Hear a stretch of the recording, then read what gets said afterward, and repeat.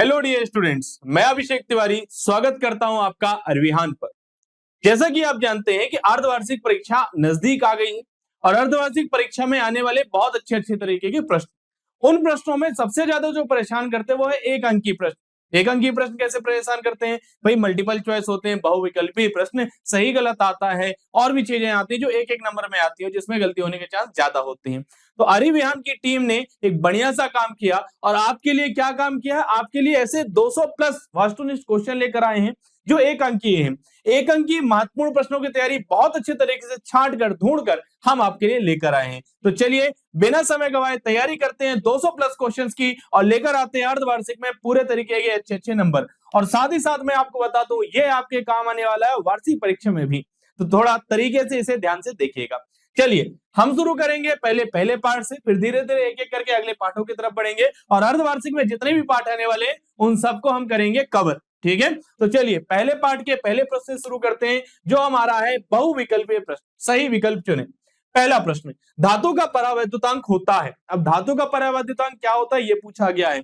अनंत, शून्य, एक, इनमें से कोई नहीं। तो भाई हमारी बात है धातु का यदि हमें परावैद्युतांक बताना है, क्या बताना है?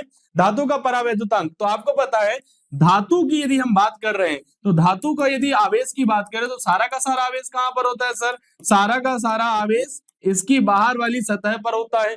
क्या अंदर विद्युत क्षेत्र की तीव्रता होती है? नहीं सर। तो विद्युत क्षेत्र की तीव्रता E बराबर क्या हो जाता है? शून्य।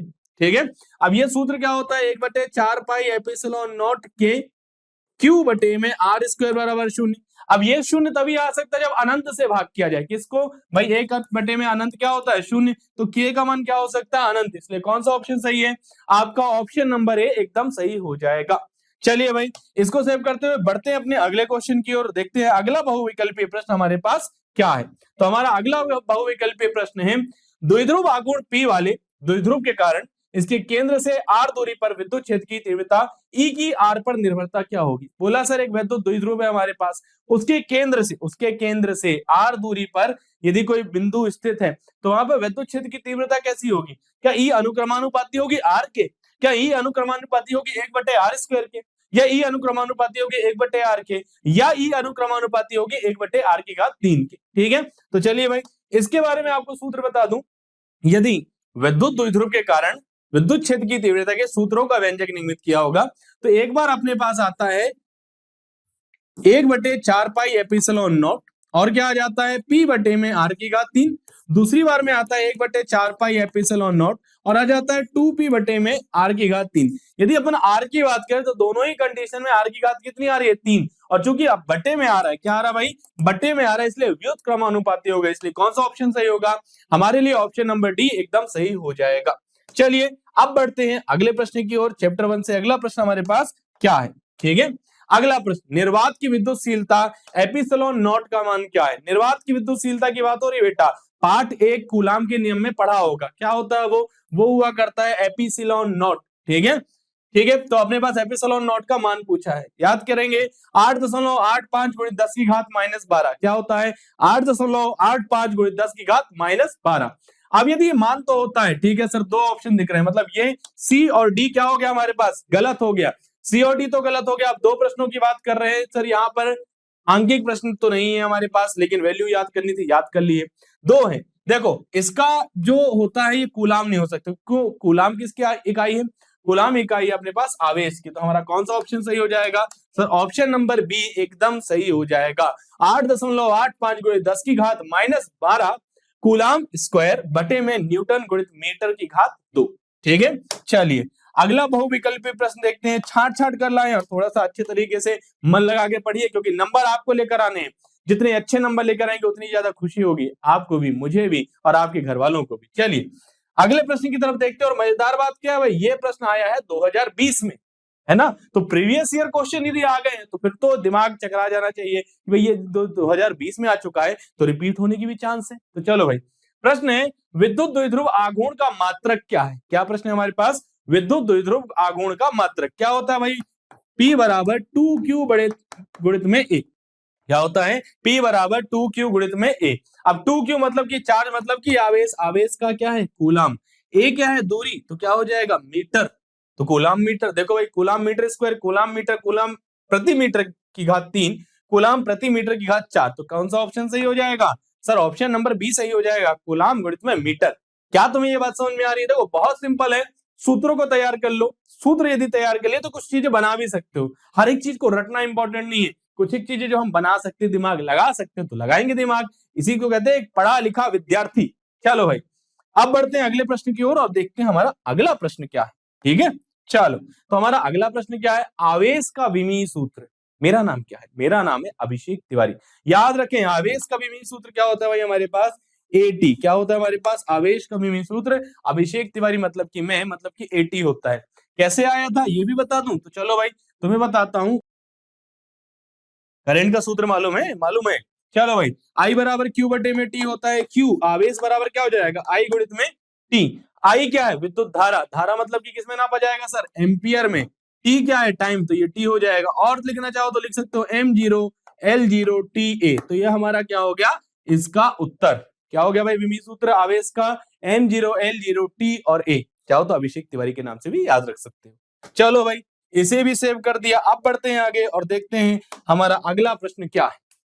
अगला है रिक्त स्थानों की पूर्ति में ही विद्युत क्षेत्र की तीव्रता का ऐसा ही मात्रक खाली स्थान है। अब विद्युत क्षेत्र की तीव्रता का सूत्र यदि याद होगा ना, ऐसा ही मात्रक निकालने में बिल्कुल टाइम नहीं लगेगा। समझो क्या होता है, तुम्हें मालूम है ना सूत्र क्या होता है? विद्युत क्षेत्र की तीव्रता का सूत्र यह होता है सर E बराबर F बटे में Q। क्या होता है सर? E बराबर F बटे में Q, जहां पे F क्या है? बल, और Q क्या है? आवेश। बल का ऐसे ही मात्रक न्यूटन, आवेश का ऐसे ही मात्रक कूलाम। तो अपना उत्तर हो जाता है न्यूटन प्रति कूलाम। क्या कोई परेशानी वाली बात है? जी नहीं सर, चीजों को याद भी कर लीजिए और ऐसा भी तैयार कीजिए कि यदि याद नहीं आ रही है कोई बात नहीं, बना लेंगे, इजी है, फिजिक्स है भाई, बहुत ज्यादा दिक्कत नहीं होगी। भौतिक विज्ञान या भौतिक शास्त्र में दोनों ही कह सकते हो, कोई दिक्कत वाली बात नहीं है। चलो तो आपको पता चल गया विद्युत क्षेत्र की तीव्रता का ऐसे ही मात्रक न्यूटन प्रति कूलाम है। ठीक है, चलो भाई आप बढ़ते हैं अपने पास अगले प्रश्न की ओर और देखते हैं हमारा अगला प्रश्न क्या है। अगला प्रश्न हमारे पास विद्युत क्षेत्र का विमीय सूत्र खाली स्थान है। विद्युत क्षेत्र का विमीय सूत्र अभी क्या अपन ने निकाला था भाई? अभी अपन ने निकाला था क्या? ऐसा ही मात्रक। अब पूछा जा रहा विमीय सूत्र कैसे करेंगे, आओ उसी प्रकार से। क्या होता है भाई? E बराबर होता है F बटे में Q। क्या होता है? E बराबर F बटे में Q, जहां पर F क्या है भाई? बल। क्या होता है? MLT की घात -2 और नीचे आवेश। अभी तो फिलहाल बना रहे तो पूरा लिखने की जरूरत नहीं है। 80 मतलब कि अभिषेक तिवारी मेरा नाम याद रखिए, आसानी से आवेश का विमीय सूत्र आपको याद रहेगा। चलिए भाई अब बात करते हैं, ये हो जाएगा सर MLT, ये प्लस का 1 है, ऊपर जाएगा तो क्या हो जाएगा? माइनस का 1। धन का 1 है, ऊपर जाएगा ऋण का 1 हो जाएगा भाई। प्लस माइनस भी समझते हो? हाँ सर समझते हैं। माइनस का 3 और 1 की घात कितनी हो जाएगी? -1। तो अपना क्या होगा भाई? अपना बन गया विद्युत क्षेत्र का विमीय सूत्र। क्या कोई परेशानी वाली बात है? जी नहीं सर, चीजें समझ में आ रही है ना, अच्छे नंबर लेकर आना है। चलो भाई इसे सेव करते हैं, बढ़ते हैं आगे और देखते हैं हमारा अगला प्रश्न क्या है। बहुत सारे रिक्त स्थान कर लिए, अब थोड़ा सा रिक्त स्थानों की पूर्ति से आगे बढ़ते हैं। ठीक है, एक और करेंगे फिर आगे बढ़ेंगे। लिखा हुआ है दो बिंदु आवेश -q तथा +q दूरी L पर स्थित है, द्विध्रुव आघूर्ण क्या होगा? आप कहेंगे सर दूरी 2QL, तो आपके मन में आ सकता है कि सर हम लिख देते हैं कि कोई भी एक आवेश लो और बढ़िया 2L से मल्टीप्लाई कर दो सर 2QL, ये अपना द्विध्रुव आघूर्ण आ गया। किंतु परंतु बंधु मैं तुम्हें बताना चाहूंगा ये उत्तर हो गया है गलत। अब कैसे गलत हो गया ये भी इंपॉर्टेंट बात है, ध्यान दो। दो बिंदु आवेश -q तथा +q दूरी L पर स्थित है। कहा रहा है -q, अपने पास क्या कह रहा है? -q और यहां पर क्या अपने पास +q, इन दोनों के बीच की दूरी क्या है? L। अब पूछा द्विध्रुव आघूर्ण, बेटा जब यहाँ पे 2a लिया जाता था तब 2a से गुणा करते थे। अब दूरी तो क्या दी है? सीधे सीधे आपको L दी है। तो अब इसका कैसे सॉल्व किया जाएगा? बोलेंगे सर द्विध्रुव आघूर्ण क्या होता है? कोई भी एक आवेश को पकड़ लीजिए और दोनों आवेश के बीच की दूरी का से गुणा कर दीजिए, तो क्या आएगा उत्तर? Q गुणित में L। 2QL नहीं बोलना है, क्या आ जाएगा उत्तर? Q गुणित में L। क्या कोई परेशानी वाली बात? जी नहीं। तुम्हें चीजें समझ में आ रही होंगी, बहुत इजी है, आसान है, अच्छे नंबर लेकर आना है तो कंटिन्यू पढ़ाई करते रहेंगे, एक एक करके सारे पाठों के बारे में हम कवर करने वाले हैं। आइए देखें अगला प्रश्न क्या है। मूल आवेश का मान कितना होता है? 2019 के पेपर में आया था, क्या आया था? मूल आवेश का मान कितना होता है? तो चलिए भाई मैं आपको बताता हूं, ये होता है 1.6 गुणित 10 की घात -19 कूलम। ठीक है, हिंदी मीडियम के बच्चों को बेटा सबसे ज्यादा फायदा क्या रहता है पता है? यही फायदा रहता है। आप कूलम के लिए सी लिख सकते हैं या कूलम हिंदी में भी लिख सकते हैं। अंग्रेजी माध्यम वाले परेशान होते हैं कि सर कूलाम कैसे लिखा जाएगा। ठीक है, चलो भाई, तो 1.6 × 10 की घात -19 कूलाम का आवेश होता है। बढ़ते हैं आगे, ये क्या आ गए भाई, एक शब्द में उत्तर देने वाले प्रश्न आ गए हैं। थोड़ा यदि आप हेडिंग ध्यान देते रहेंगे तो आपको चीजें समझ में आती रहेंगी। अगला प्रश्न, विद्युत फ्लक्स अदिश है या सदिश राशि, इसका ऐसा ही मात्रक लिखिए। चलो भाई, ये भी एक शब्द वाला उत्तर था, पर उत्तर देने के लिए हमारे पास 2 शब्द होने चाहिए। क्यों? क्योंकि यहाँ पर पूछा है अदिश है या सदिश, पहले तो ये पूछ लिया, फिर ऐसा ही मात्रक भी पूछ लिया। तो हाँ भाई, दोनों चीजें एक ही सूत्र से बन जाएंगी। क्या होता है वो सूत्र, तुम्हें याद होना चाहिए। विद्युत फ्लक्स का सूत्र किससे निरूपित करते हैं? फाई से। क्या होता है? फाई बराबर, जल्दी से मन में बोल लीजिए ताकि मिला लीजिएगा। कॉपी में लिख लिया, लिख लीजिए जल्दी से, फाई का मान क्या है, लिख लिया। अब इसको मिलाइएगा कि क्या आपको सही तरीके से चीजें याद थी। फाई का मान होता है बेटा ई ए कॉस थीटा। ठीक है, और कुछ लोगों ने यदि ऐसा लिखा हो कि d phi is equal to E dot d S cos theta, तो बेटा ये बात भी सही है, कोई दिक्कत वाली बात नहीं है। यहाँ पे ए भी एरिया है, डी एस भी एरिया और एस भी एरिया है। चलो, विद्युत फ्लक्स अदिश है या सदिश राशि, कॉस थीटा। ध्यान दो, कॉस थीटा जब भी हो रहा है तो क्या हो रहा है, डॉट प्रोडक्ट कहलाता है। ठीक है, मतलब क्या हो जाएगा, एक प्रकार से अदिश गुणनफल, मतलब ये क्या हो जाएगी, अदिश राशि हो जाएगी। ठीक है, आगे इसका ऐसा ही मात्रक लिखिए। इसका क्या होता है भाई, इसका होता है सर न्यूटन प्रति कूलम, और इसका क्या होता है, मीटर स्क्वायर। तो ये हो जाएगा न्यूटन मीटर स्क्वायर प्रति कूलम। ठीक है, कोई दिक्कत वाली बात बिल्कुल नहीं। अब अपन आगे बढ़ते हैं भाई, कुछ और प्रश्नों को देखते हैं। अभी पार्ट 1 पर ही चल रहे हैं। ठीक है, बहुत सारे प्रश्न लाना भी आवश्यक हो जाता है, क्योंकि कोई भी एक ऐसा प्रश्न छूटना नहीं चाहिए जो एग्जाम में आ जाए और आप परेशान हो जाए। ठीक है, तो बहुत अच्छी तैयारी हम इससे करने वाले हैं। विद्युत द्विध्रुव आघूर्ण की दिशा क्या होती है? विद्युत द्विध्रुव आघूर्ण समझना क्या होता है, ये होता है बेटा P बराबर 2a गुणित में क्या होता है अपने पास Q। ये कैसी राशि है? सदिश राशि है। अब यदि ये सदिश राशि है तो इसकी दिशा भी होगी। ध्यान रखना, जो हमारी विद्युत द्विध्रुव आघूर्ण की दिशा होती है वो -q आवेश से किस ओर, प्लस के q आवेश की ओर होती है।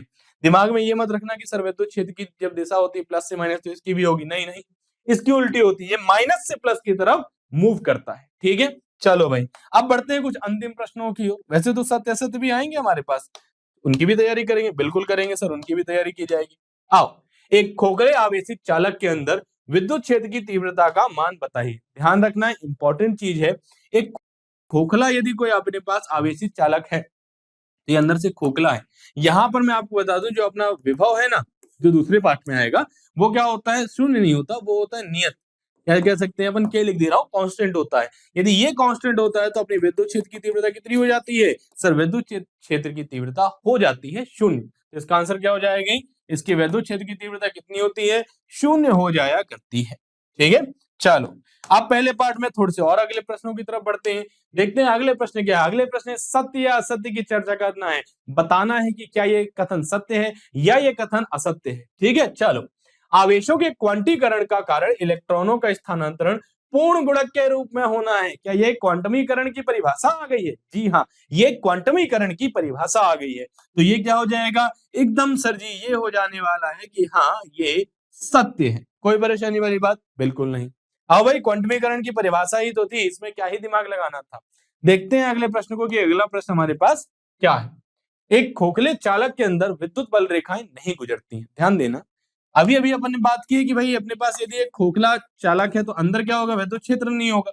तो क्या ये वाली बात भी सत्य है? बिल्कुल एकदम सत्य है कि भाई इसके अंदर से कोई भी विद्युत क्षेत्र रेखाएं नहीं गुजरती हैं। ठीक है, ये वाली बात क्लियर हो गई। अब अपन आगे बढ़ते हैं अगले प्रश्न की ओर, और काफी हद तक अपन ने कुछ पहले पार्ट के प्रश्न कवर कर लिए हैं। ठीक है, अगला प्रश्न, कूलाम का व्युत्क्रम वर्ग का नियम गतिमान आवेशों के लिए सत्य है। भाई बहुत अच्छे तरीके से बढ़िया सा सवाल आया है। आपको इसकी लिमिटेशन बताता हूं कि कहां तक ये रुकावट पैदा कर रहा है कूलाम के नियम में। कूलाम का नियम केवल और केवल स्थिर आवेशों पे लगता है, और यहाँ क्या लिखा है? गतिमान आवेशों के लिए सत्य है। तो क्या हो जाएगा ये कथन? ये कथन अपने आप में असत्य है। क्या है भाई? वहां पे लिखा है सत्य, लेकिन ये कथन अपने आप में असत्य है। गलत बोल दिया है, किसी ने गलत कथन लिखा है, और वो लिखने वाला व्यक्ति मैं हूं। सत्य असत्य मैं ही लेकर आया हूं। चलिए भाई, ये कैसा हो जाएगा भाई? ये हो जाएगा असत्य। याद रखेंगे, कूलाम का नियम केवल तभी लगता है जब आवेश रुका हुआ हो, बिंदु आवेश हो, बहुत अंदर की दूरियों पे नहीं लगता है। उसकी लिमिटेशन याद कर लेंगे। ठीक है, चलिए भाई अगले प्रश्न की ओर बढ़ा जाए। जी हाँ, विद्युत क्षेत्र की दिशा धन आवेश से ऋण आवेश की तरफ होती है। क्या लिखा हमारे पास प्रश्न, विद्युत क्षेत्र की दिशा धन आवेश से ऋण आवेश की तरफ होती है। तो क्या ये वाली बात सही है? जी हाँ सर, प्लस से माइनस की तरफ जाती है, इसलिए ये वाली बात क्या हो जाएगी, एकदम सत्य हो जाएगी। क्या कोई परेशानी वाली बात है? जी नहीं सर। तो आइए भाई बढ़ते हैं आगे, और काफी हद तक हमने चैप्टर 1 को पूरे तरीके से कवर कर लिया है। अब बढ़ेंगे हम चैप्टर 2 की तरफ, जिसका नाम है स्थिर विद्युत विभव तथा धारिता। ये वैसे तो हमारे लिए एक बढ़िया सा पार्ट है, ठीक है, बहुत बढ़िया सा पार्ट है। तो चलिए शुरू करते हैं इसको भी बहुत अच्छे तरीके से सही विकल्पों के साथ। क्या करेंगे? सही विकल्प करेंगे, फिर क्या करेंगे अपन, कुछ कुछ देखेंगे अपने पास सत्य सत्य, फिर क्या करेंगे हम, सत्य सत्य करेंगे, सही विकल्प करेंगे, खाली स्थान भी करेंगे, ठीक है। तो चलिए भाई ज्यादा समय बर्बाद ना करते हुए हम बढ़ रहे हैं आगे की ओर। विद्युत धारिता का ऐसा ही मात्रक है। पहला ऑप्शन स्थैत फैराड, दूसरा ऑप्शन है फैराड, तीसरा ऑप्शन है कूलम, और चौथा ऑप्शन है अपने पास स्थैत कूलम। तो हमारा सही आंसर क्या हो जाएगा सर? सही आंसर हो जाएगा हमारे पास फैराड। फैराड विद्युत धारिता का ऐसा ही मात्रक हुआ करता है, याद है ना, सी क्यू बराबर सीबी में सी सी सी। आपके क्वेश्चन में भी आएंगे आपके पास जब आप आंकिक प्रश्नों को हल करेंगे, ठीक है। चलो भाई देखा जाए अपना अगला प्रश्न। अगला प्रश्न क्या है, एक गोलीय चालक की धारिता का सूत्र क्या है? अच्छा प्रश्न है, और इसका डेरिवेशन भी छोटा आ सकता है यदि आना चाहे तो 3 नंबर में, ठीक है। तो गोलीय चालक की धारिता का सूत्र, गोलीय चालक क्या हो गया सर? ये हो गया। इसकी त्रिज्या क्या हो गई सर? आर हो गई। यदि मुझे धारिता निकालनी है तो Q बराबर क्या हुआ करता है सर? CV। तो C बराबर क्या होगा सर? Q बटे में V। यदि मैं विभव की बात करूं तो विभव होता है सर V बराबर 1/4 पाई एप्सिलॉन नॉट और Q बटे में R, ठीक है। बस मान रख देता हूं, आंसर आ जाएगा। ये हो जाएगा C बराबर Q अपॉन में, ध्यान दो Q का C 1 से मल्टीप्लाई तो क्या आ जाएगा Q, और 1/, में जो 4 पाई एप्सिलॉन नॉट था वो जाके गुणा हो जाएगा। Q से Q मार डालते हैं और अपने पास क्या बचेगा? 4 पाई एप्सिलॉन नॉट। तो कौन सा ऑप्शन सही हो जाएगा सर? ऑप्शन नंबर बी एकदम सही हो जाएगा। तो एक गोलीय चालक की धारिता का सूत्र होता है 4 पाई एप्सिलॉन नॉट गुणित में R। चलो भाई अब बढ़ते हैं अपन अगले प्रश्न की ओर। देखें इस पार्ट का अगला प्रश्न क्या है। समांतर प्लेट संधारित्र की दो प्लेटों के बीच विभवांतर नियत है। इंपॉर्टेंट पॉइंट है, याद रखें, विभवांतर नियत है। अब बोल रहे हैं जब प्लेटों के बीच वायु के स्थान पर परावैद्युत माध्यम मतलब पदार्थ रख दिया जाए तो विद्युत क्षेत्र की तीव्रता से के साथ क्या होगा? अब तुम्हारे दिमाग में आएगा सर यदि सूत्र का हिसाब लगाएं तो C बराबर होता है एप्सिलॉन नॉट A बटे में D। तो एप्सिलॉन नॉट क्या होता है? धारिता। धारिता नहीं, अपन कहेंगे परावैद्युतांक से रिलेटेड कॉन्सेप्ट है, K का गुणा करना पड़ेगा। इतना दिमाग नहीं लगाना है, सबसे पहले ही तुमको बता दिया क्या क्या है बेटा? विभवांतर नियत है। क्या होता है सूत्र? Q बराबर CV। तो यहाँ से C बराबर Q बटे में V। क्या तुमने आवेश दिया? नहीं। क्या तुमने विभव चेंज किया? नहीं। तो जब विभव भी बदल नहीं रहा है, आवेश भी नहीं बदल रहा है, तो कुछ रखने ना रखने का क्या फर्क है?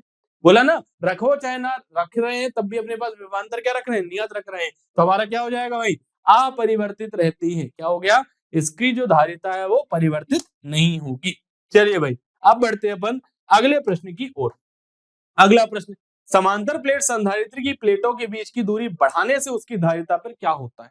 यदि प्लेटों के बीच की दूरी बढ़ा रहा हूं, ध्यान देना यहाँ पर कॉन्सेप्ट थोड़ा सा बदल गया है। पिछली बार विभव नियत था, यहाँ बोला क्या विभव नियत है? यदि नहीं बोला कि विभव नियत है तो समझ के चलने का कि विभव नियत नहीं है।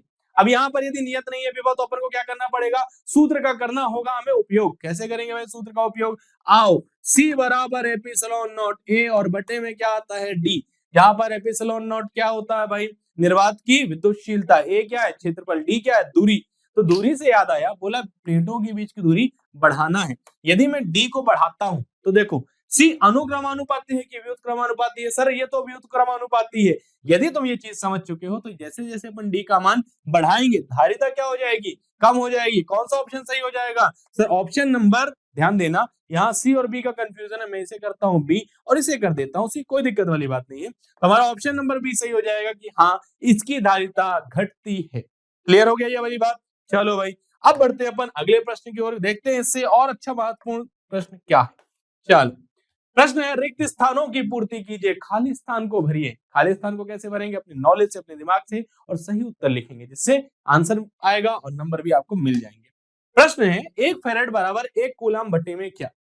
बोल रहे हैं 1 फैराड बराबर 1 कूलम बटे में क्या? अब यहाँ पे प्रश्न इंपॉर्टेंट है कि सर यहाँ पे क्या लिख दूं मैं?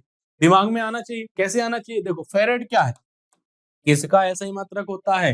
धारिता का। कूलाम किसका ऐसा ही मात्रक होता है? सर आवेश का। धारिता और आवेश किस प्रकार से संबंधित है? बोलेंगे सर Q बराबर CV का सूत्र याद रखा था हमने। बहुत बढ़िया, पर यहाँ पे तो C लिखा है, तो C बराबर क्या हो जाएगा सर? Q बटे में V। ये क्या? 1 फेरेड। ये क्या? 1 कूलाम। तो ये भी होगा 1, और विभव है तो क्या आ जाएगा? वोल्ट। तो ये हो जाएगा हमारे पास उत्तर 1 वोल्ट। अंग्रेजी में लिखिए तब भी नंबर मिलेगा, और नहीं हिंदी में लिखिए तब भी नंबर मिलेगा। नंबर में कहीं भी कमी नहीं आएगी, उत्तर बस आपका सही होना चाहिए। ठीक है, चलिए भाई अब बढ़ जाएं अगले प्रश्न की ओर। मुझे उम्मीद है कि तुम्हें सारी चीजें समझ में आ भी रही है, क्योंकि तुमने पढ़ाई की होगी भाई, अर्धवार्षिक की परीक्षा तक आ गए हो। ऐसा थोड़ी कि कुछ एक चीजें छोड़ के आए होगे। ध्यान दो, इसलिए मैं थोड़ा सा तेजी से पढ़ा रहा हूं ताकि जल्दी से जल्दी हम कवर करने की कोशिश करें। विद्युत विभव का विमीय सूत्र क्या है? विद्युत विभव का क्या पूछा जा रहा है? विमीय सूत्र। क्या तुम्हें विमीय सूत्र याद है? सर याद नहीं है। याद होगा तो अच्छी बात है, लिख देंगे।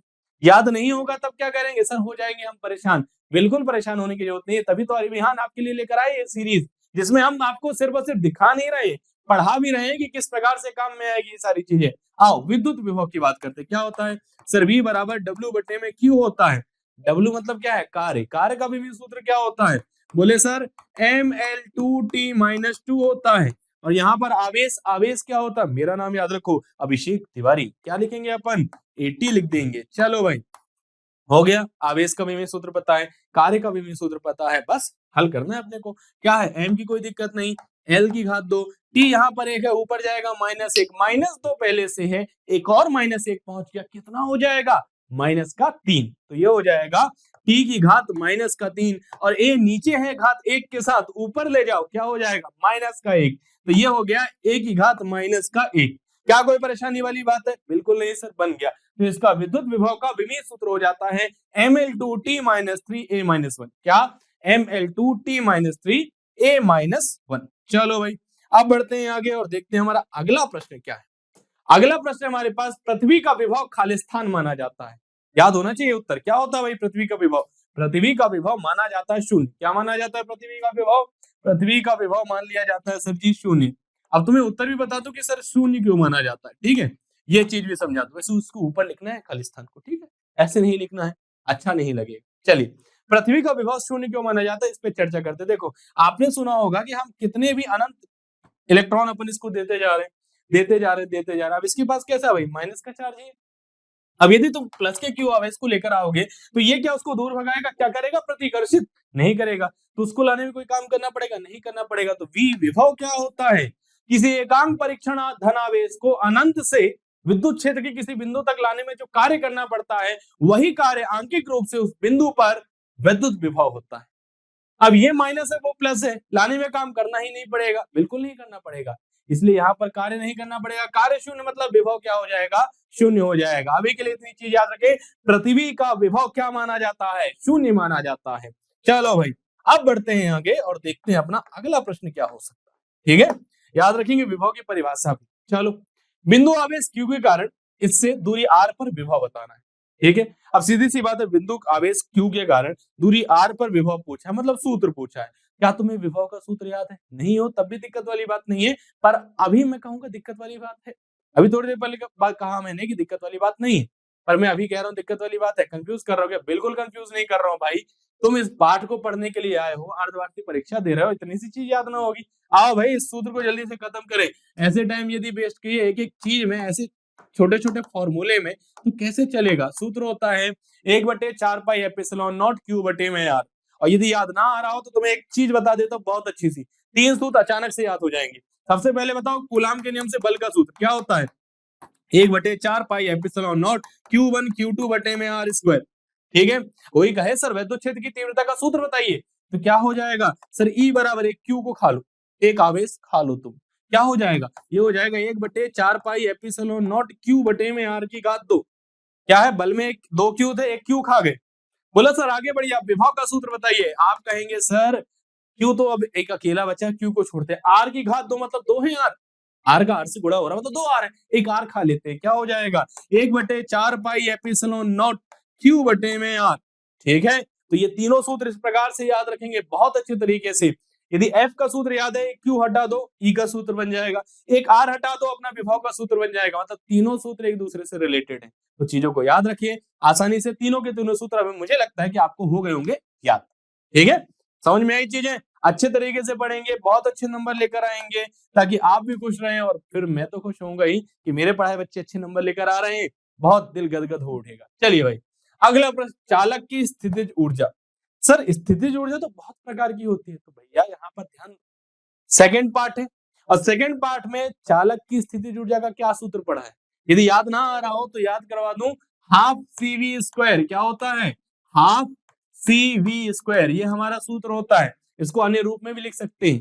और यदि याद ना आ रहा हो तो भैया एक काम करो, गतिज ऊर्जा का सूत्र याद है क्या? नहीं है, आओ ये भी याद करवा देता हूं। वैसे तो मुझे लगा याद है, तभी तो बोल रहा हूं। क्या होता है? Half MV square. ऐसा कोई व्यक्ति नहीं होगा जो 12वीं पढ़ने के लिए गतिज ऊर्जा का सूत्र याद रहो। क्या होता है?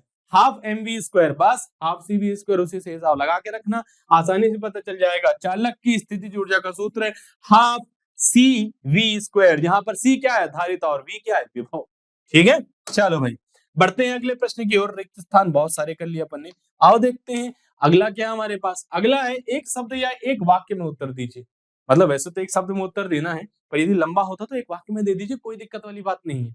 और ये मध्य प्रदेश 2022 में भी आ चुका है, तो भाई इंपॉर्टेंट तो है। चलो, कुचालक माध्यम की उपस्थिति का विभव पर क्या प्रभाव पड़ता है? बहुत सिंपल सा आंसर होगा इसका, विभव घटता है। क्या होता है भाई? विभव घट जाता है। ठीक है, कोई परेशानी वाली बात नहीं है, सिंपल सा है। कुचालक माध्यम है, ना विद्युत क्षेत्र बनेगा, ना कुछ उल्टा रुकावट डाल देगा। बढ़ते हैं अगले प्रश्न की ओर, देखते हैं हमारा अगला प्रश्न क्या है। ठीक है, चलो तो अगला प्रश्न है हमारे पास, समांतर प्लेट संधारित्र की धारिता का सूत्र लिखिए। समांतर प्लेट संधारित्र की धारिता का सूत्र का निगमन कीजिए। ऐसा प्रश्न भी आपको आ सकता है। ठीक है, और उसकी चिंता नहीं करनी है, ये सारी चीजें भी आपको पढ़ाई जाएंगी। ऐसी कोई चीज नहीं छोड़ी जाएगी जिसमें आपके नंबर कट सकते हो। ठीक है, तो इसका सूत्र क्या हो जाएगा? C बराबर एप्सिलॉन नॉट A और बटे में क्या हो जाएगा? D। यहाँ पर एप्सिलॉन नॉट क्या है? निर्वात की विद्युतशीलता। आगे बढ़ते हैं, A क्या है भाई? प्लेटों का क्षेत्रफल। D क्या है? दोनों के बीच की दूरी। ठीक है, क्लियर हो गई वाली बात। आगे बढ़ते हैं, सेव करते हुए बढ़ते हैं अगले प्रश्न की ओर, देखते हैं हमारा अगला सुंदर सा प्रश्न क्या है। ठीक है, सुंदर सा प्रश्न आ जाता है, संधारित्रों को श्रेणी क्रम में कब जोड़ा जाता है? सीधी सी बात, सूत्र याद होगा, सॉल्व किए होंगे आंकिक प्रश्न, तो बहुत आसानी से ये भी बन जाएगा। संधारित्रों को श्रेणी क्रम में कब जोड़ा जाता है? भाई श्रेणी क्रम में यदि हम जोड़ेंगे तो सूत्र क्या होता है? 1/C बराबर 1/C1 धन 1/C2। और ये तब होता है जब धारिता क्या करनी हो भाई? धारिता घटानी हो। क्या हो? जब धारिता घटानी हो तो किसमें जोड़ेंगे अपन? श्रेणी क्रम में। वही जब धारिता बढ़ानी हो तो क्या होता है भाई? समांतर क्रम। क्या होता है? सिंपल सा, मान लो ये 2 है, ये 2 है, तो कितना हो जाएगा? तुल्य धारिता। दिमाग लगाओ, जल्दी करो। ये है 2 माइक्रोफेरेड का, और ये एक और संधारित्र लगा दिया अपन ने 2 माइक्रोफेरेड का। बोला सर श्रेणी क्रम में, श्रेणी क्रम में क्या आएगा भाई? तुल्य धारिता 1/2 धन 1/2, क्या आ जाएगा? आधा आधा 1। तो क्या हो गया? कम हो गई ना। तो इसका सीधा सा आंसर है कि जब हमें धारिता कम करनी हो, जब हमें धारिता घटानी हो, तो क्या करते हैं? संधारित्रों को श्रेणी क्रम में जोड़ा जाता है। बात समझ में आ गई ना? अब अपन सेव करके बढ़ते हैं आगे की तरफ और देखते हैं अपना अगला सुंदर सा प्रश्न। 2 समान धारिता C के संधारित्र समांतर क्रम में जुड़े हैं। धारिता कितनी बोलेगा? C समांतर क्रम में जुड़े हैं। परिणामी धारिता कितनी होगी? बहुत सिंपल है भाई, परिणामी धारिता को हम लिखते हैं C इक्विवेलेंट। कैसे करते हैं अपन? C1 धन C2। क्यों? समांतर क्रम में है, और यदि समांतर क्रम में है तो ये हो जाएगा C धन में C। उत्तर आ जाएगा सर 2C। क्या कोई परेशानी वाली बात है? बिल्कुल नहीं, इजी। अरे बहुत सही, भौतिक शास्त्र आसान विषय होगा यदि आप मन लगा के पढ़ाई करेंगे। ठीक है, चलिए बढ़े अगले प्रश्न की ओर, देखते हैं अगला प्रश्न क्या हमारे पास। अब मुझे अपेक्षा है कि कुछ सत्य सत्य की तरफ भी बढ़ जाना चाहिए। आइए भाई, सत्य असत्य। किसी आवेशित चालक का विभव चालक के पदार्थ की प्रकृति पर निर्भर होता है। क्या बात है, बहुत सही सवाल। कि किसी आवेशित चालक का विभव चालक के पदार्थ की प्रकृति पर निर्भर होता है? नहीं, गलत है, वो तो धारिता है ना भाई। तो ये हो जाएगा कथन असत्य। क्या हो जाएगा भाई? ये कथन हो जाने वाला है असत्य। ठीक है, चलिए तो आगे बढ़ते हैं अपने पास, देखते हैं अगला सत्य से रिलेटेड क्या प्रश्न है। ठीक है, अगला प्रश्न है, किसी चालक को असीमित आवेश दिया जाता है, बहुत ज्यादा भयंकर असीमित आवेश दे दिया गया है। क्या ये बात सही? दिया जा सकता है क्या? नहीं, नहीं दिया जा सकता है। उसकी धारिता का क्या होगा भाई? धारिता बोलेगी are you feeling like a joke to me? मतलब आपको क्या लग रहा है कि जोक हूं मैं? धारिता बोलेगी भाई कि मैं कोई मजाक हूं क्या तुम्हारे साथ? क्यों? किसी चालक को असीमित आवेश दिया जा सकता है? नहीं दिया जा सकता है, तभी तो धारिता का कॉन्सेप्ट आया। जितना ज्यादा धारिता होगी उतना ही ज्यादा आप आवेश दे सकते हैं। किसी चालक की धारिता कम है तो उसको कम आवेश दे सकते हो, सीधा सी बात है। तो ये भी क्या हो जाएगा, असत्य हो जाएगा। आगे बढ़ते हैं, देखते हैं अपना अगला प्रश्न क्या है। ठीक है, जब धारिता बढ़ानी हो तो संधारित्रों को श्रेणी क्रम में जोड़ा जाता है। जब धारिता बढ़ानी हो तो संधारित्रों को श्रेणी क्रम में जोड़ा जाता है। क्या ये वाली बात सही है? नहीं सर, श्रेणी क्रम में जब अपन जोड़ रहे थे ऐसा 2 माइक्रोफेरेड को, अगेन हमने जोड़ा था 2 माइक्रोफेरेड को, तो सर तुल्य धारिता तो 1 माइक्रोफेरेड हो गई थी। तो क्या यहाँ पर क्या लिखा है, धारिता बढ़ानी हो? सर यहाँ पे धारिता बढ़ थोड़ी रही है, धारिता घट रही है। तो ये भी क्या हो जाएगा सर, ये कथन भी हमारा हो जाएगा असत्य। क्या कोई परेशानी है सत्य असत्य में? दूसरा पार्ट बहुत अच्छे तरीके से चल रहा है। आओ भाई इसे सेव करते हुए बढ़ते हैं आगे की ओर, देखते हैं हमारा अगला प्रश्न क्या है। अगला प्रश्न है, सत्य सत्य में द्विध्रुव की निरक्षीय स्थिति में किसी बिंदु पर विद्युत विभव शून्य होता है। 3 अंकीय प्रश्न बन सकता है कि सिद्ध कीजिए कि द्विध्रुव की निरक्षीय स्थिति में किसी बिंदु पर विद्युत विभव शून्य होता है। हाँ, निरक्षीय स्थिति में ये बात सत्य है कि विद्युत विभव शून्य होता है। यदि आप तरीके से इस प्रकार के डायग्राम वाला प्रश्न हल करके आए होंगे, आसानी से इसका उत्तर मालूम होगा। तो ये क्या हो जाएगा हमारे पास, सत्य हो जाएगा। क्या हो जाएगा भाई, ये हो जाएगा हमारा एकदम से सत्य हो जाएगा। ठीक है, तो इस प्रकार से हमने क्या किया, दूसरे पार्ट को भी बहुत अच्छे तरीके से कवर कर लिया है। जल पी लिया जाए मतलब पानी पी लिया जाए, और फिर बढ़ते अपन अगले प्रश्न की ओर, अगले पार्ट की ओर। अगला पार्ट है हमारे पास जो होगा विद्युत धारा। क्या है पार्ट भाई अगला हमारा पास, वो होगा विद्युत धारा। तो विद्युत धारा पार्ट 3 उसके हम करने वाले हैं 1 अंक के प्रश्नों का बहुत अच्छे तरीके से अभ्यास, ताकि मिल पाएंगे बहुत अच्छे तरीके के नंबर। पहला प्रश्न है, एक तार का विशिष्ट प्रतिरोध निर्भर करता है। क्या प्रश्न है हमारे पास, एक तार का विशिष्ट प्रतिरोध निर्भर करता है। क्या लंबाई पर निर्भर करता है, क्या व्यास पर निर्भर करता है, क्या द्रव्यमान पर निर्भर करता है, या फिर पदार्थ पर? तो आपको याद होना चाहिए, सही आंसर होगा वह पदार्थ पर निर्भर करता है। विशिष्ट प्रतिरोध मतलब कि रेजिस्टिविटी की बात हो रही है, प्रतिरोधकता की बात हो रही है। चलिए भाई आगे बढ़ते हैं अगले प्रश्न की ओर, देखते हैं अगला प्रश्न क्या हमारे पास। ओमीय प्रतिरोध है, मध्य प्रदेश 2022 में आया हुआ प्रश्न कि ओमीय प्रतिरोध क्या है। क्या प्रकाश उत्सर्जक डायोड ओमीय प्रतिरोध कहलाएगा, क्या संधि डायोड ओमीय प्रतिरोध कहलाएगा, क्या तांबे का तार ओमीय प्रतिरोध में आएगा, या फिर ट्रांजिस्टर? हो सकता है आपने 14 पाठ ना पढ़ा तो नाम ना सुना होगा, या पढ़ा होगा तो नाम सुना होगा। ये सब किस में आ जाते हैं, अर्धचालक के तौर पे काम में आते हैं। तांबे का तार क्या कहलाएगा, ओमीय प्रतिरोध कहलाएगा। ठीक है, क्या होते हैं ओमीय प्रतिरोध? ओमीय प्रतिरोध वे प्रतिरोध जो ओम के नियम का पालन करते हैं, ओमीय प्रतिरोध कहलाते हैं। ठीक है, तो हमारा कौन सा ऑप्शन सही हो गया, ऑप्शन नंबर सी। यहां पर भी थोड़ा सा देख लेंगे, ऑप्शन लिखे हुए हैं, इसको बोलते हैं अपन ए, इसे बोलते हैं हम बी, इसे बोलते हैं हम सी, और इसे बोलते हैं हम डी। ठीक है, चलिए भाई आगे बढ़ते हैं और देखते हैं अपना अगला क्वेश्चन क्या है हमारे पास। अगला क्वेश्चन हमारे पास, ताप बढ़ाने पर प्रतिरोध घटता है। क्या ताप बढ़ाने पर प्रतिरोध घटता है? जी हाँ घटता है। क्या बढ़ता है? जी हाँ बढ़ता है। तो बात ये हो रही है कि अर्धचालक में क्या होता है, चालक में क्या होता है। फिलहाल तो बोला गया घटता है, तो आपको बता दें अर्धचालक वो केस है जैसे जैसे आप ताप देंगे क्या होगा, इलेक्ट्रॉनों को ऊर्जा मिलती है और वो एक प्रकार से एक बैंड से दूसरे बैंड में क्या होते हैं, कूदते हैं। तो क्या होता है, उनका प्रतिरोध घटता है। तो किसका, अर्धचालक का प्रतिरोध ताप बढ़ाने पे घटता है। ठीक है भाई, आइए भाई इसी से रिलेटेड भैया सा एक कॉन्सेप्ट और आएगा और फिर चालक के बारे में पूछा जाएगा। चलिए, धारा घनत्व का ऐसा ही मात्रक है। धारा घनत्व का ऐसा ही मात्रक क्या होता है भाई, धारा घनत्व ये होता है सर J बराबर I बटे में A, जहां पर I क्या है भाई, करंट है, और ये क्या है, क्षेत्रफल। तो ये हो जाएगा एम्पियर प्रति मीटर की घात 2। तो आंसर क्या हो जाएगा, ये हो जाएगा एम्पियर पर मीटर स्क्वायर। क्या कोई परेशानी वाली बात? जी नहीं। चलो भाई ये भी बन गया है, तो बढ़ते हैं अगले प्रश्न की ओर, देखते हैं हमारा अगला प्रश्न क्या है। अगला प्रश्न है हमारे पास कुछ इस प्रकार का, खाली स्थान के नियम अनुसार क्या आ गए, रिक्त स्थान आ गए हमारे पास, कि रिक्त स्थानों की पूर्ति कीजिए। पहला प्रश्न है, खाली स्थान के नियम अनुसार किसी चालक की भौतिक अवस्था में परिवर्तन ना हो तो उसमें प्रवाहित विद्युत धारा उसके सिरों में आरोपित विभवांतर के अनुक्रमानुपाती होती है। वी अनुक्रमानुपाती आई, ऐसा V equal to I R. क्या तुम्हें सूत्र याद आ रहा है? आ रहा होगा। कौन सा नियम? ओम का नियम। क्या आ जाएगा भाई इसका आंसर? इसका आंसर हो जाएगा ओम के नियम के अनुसार। क्या कोई परेशानी है? खालिस्तान बन जाएगा, बिल्कुल आसान है। बढ़ते हैं अगले खालिस्तान की ओर, देखते हैं हमारा अगला खालिस्तान क्या है। ठीक है, हमारा अगला खालिस्तान है, किसी चालक का प्रतिरोध उसकी लंबाई बढ़ाने पर खालिस्तान जाता है। ठीक है, किसी चालक का प्रतिरोध लंबाई बढ़ाने पर, प्रतिरोध आर अनुक्रमानुपाती होता है एल के। क्या होता है? आर अनुक्रमानुपाती होता है एल के। बोल रहे लंबाई बढ़ा रहे हैं तो क्या बढ़ेगा, प्रतिरोध। क्या हो जाता है सर, बढ़ जाता है, अधिक हो जाता है।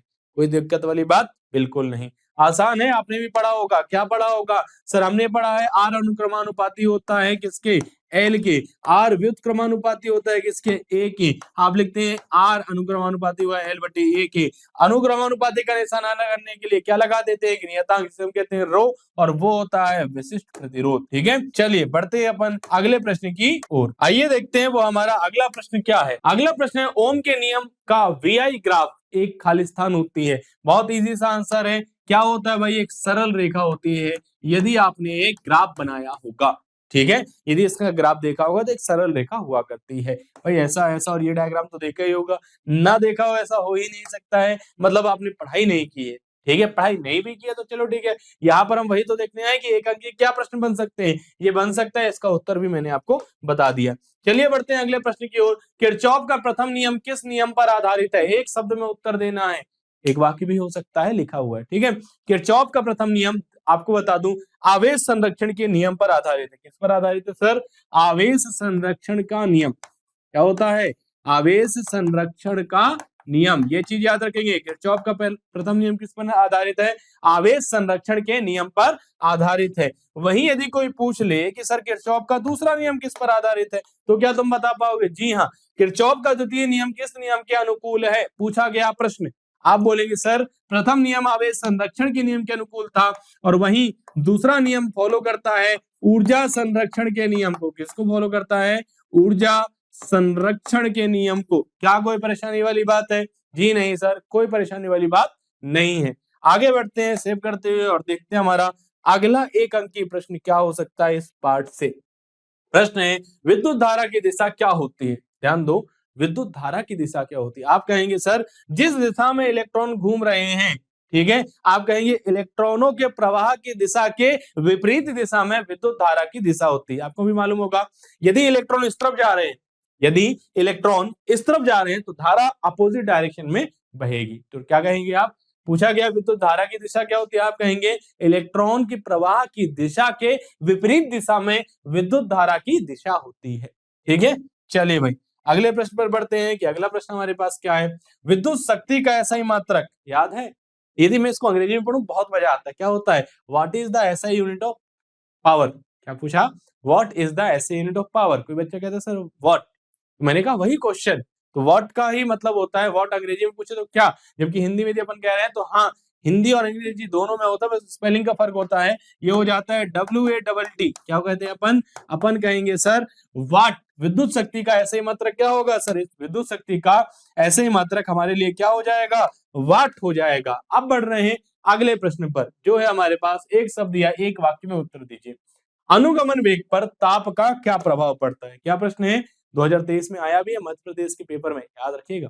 ठीक है, अनुगमन वेग पर ताप का क्या प्रभाव पड़ता है? आप ध्यान दे देना, क्या होता है भाई? VD बराबर E टाउ बटे में क्या हो जाएगा हमारे पास? M माइनस का सूत्र। ठीक है, अब यदि आप ताप बढ़ाएंगे तो क्या होगा? इलेक्ट्रॉन तेजी से दौड़ेंगे, तेजी से दौड़ेंगे, जो अभी बहुत देर में टकरा रहे थे जल्दी जल्दी टकराएंगे, मतलब ये विश्रांति काल क्या हो जाएगा? कम। अब विश्रांति काल कम होगा तो क्या होगा? अनुगमन वेग भी कम हो जाएगा। तो हाँ, अनुगमन वेग का ताप पर क्या प्रभाव पड़ता है भाई? यह कम हो जाता है। क्या हो जाता है भाई? अनुगमन वेग कम हो जाता है। क्या कोई परेशानी वाली बात है? जी नहीं सर, इजी था। सूत्र याद होगा तो भी अच्छी बात है, नहीं याद होगा तो चीज याद रखेंगे। ताप बढ़ाओगे तो विश्रांति काल भी कम होता है और अनुगमन वेग भी कम हो जाया करता है। ठीक है, चलिए देखते हैं हम अगला प्रश्न क्या हमारे पास। बिल्कुल देखा जा सकता है। अगला प्रश्न है सत्य या असत्य की चर्चा कीजिए। अर्धचालक का प्रतिरोध ताप गुणांक ऋणात्मक होता है। क्या ये वाली बात सही है? जी हाँ, ये वाली बात क्या है? एकदम सत्य है। तभी तो क्या होता था भाई? ताप बढ़ाने पर इनका प्रतिरोध घट जाता था। तो यहाँ पर लिख देंगे सर ये होता है सत्य। वहीं चालक के बारे में कहा जाए तो वो हो जाएगा सत्य। क्यों हो जाएगा? इसलिए कि भाई यदि उसका ऋणात्मक हुआ तो उसका भी क्या होता? इसके जैसे होता ना, पर ऐसा होता है क्या? नहीं होता है। विद्युत धारा प्रवाह की दिशा धनावेशों से प्रवाह की दिशा के अनुदिश होती है। बोल रहे हैं सर धनावेशों से, ठीक है, ये पे आप के भी कर लीजिए, कोई दिक्कत वाली बात नहीं है।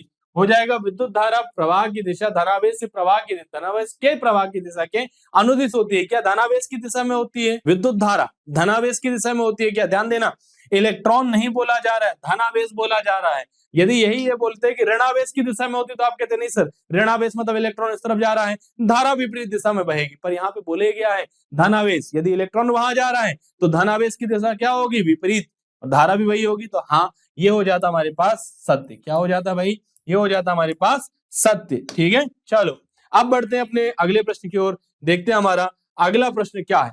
अगला प्रश्न है, चालक में धारा प्रवाह मुक्त इलेक्ट्रॉनों के कारण होता है। जी हाँ सर, ये भी बात एकदम सत्य है कि मुक्त इलेक्ट्रॉन ही है जो धारा प्रवाह करने में हेल्प करते हैं, मदद करते हैं। ठीक है, चलो भाई, तो इसको भी अपन करते हैं, सेव करते हैं क्लीन और बढ़ते हैं आगे। देखते हैं हमारा अगला सुंदर सा प्रश्न क्या है।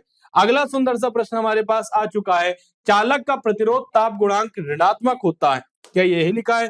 नहीं सर, ये नहीं लिखा है। लिखा हुआ है कि चालक का प्रतिरोध ताप गुणांक धनात्मक होता है। क्या ये वाली बात सत्य है? जी हाँ, ये वाली बात सत्य है। क्यों सत्य है? देखो, अभी थोड़ी देर पहले मैंने तुमको चर्चा में बताया था ना, क्या चीज बताई थी तुम्हें यही चीज तो बताई थी। चालक का प्रतिरोध ताप गुणांक क्या है? धनात्मक होता है, तो प्रतिरोधकता बढ़ती है। वहीं अर्धचालक के जो प्रतिरोध है वो क्या हो जाता है? कम हो जाता है, धारा बहती है।